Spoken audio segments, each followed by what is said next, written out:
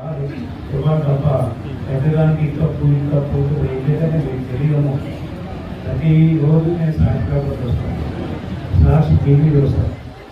ఇంకా చూడలేదు మన ధర్మది ప్రత్యేకత ఏం చెప్పుకుంటున్నాను చూడకపోతే నేను చాలా మంది చెప్తాను. మావాడు ఎప్పుడు కూడా ప్రతిపక్షం మీద కన్నేసించండి. ఎందుకంటే ప్రతిపక్షం బలం అనుకుంటేనే మనం పనిచేయాలి.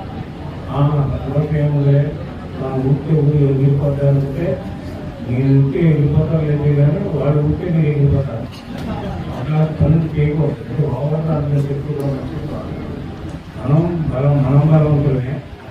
ప్రతిపక్షంతో వాళ్ళు కూడా బలంగా ఉంటారు అనేటువంటి ఆలోచన నీలో వస్తే మీరు ఇంకా పనిచేయడానికి కష్టం, కష్టంలో పనిచేస్తాం.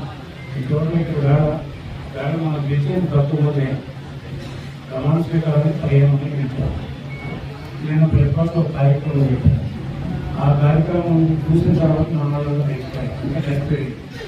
ఆ ఫ్యాక్టరీ గ్రామాలకు నమ్మకం తీసుకొచ్చాను. అది దేశ జనాలకి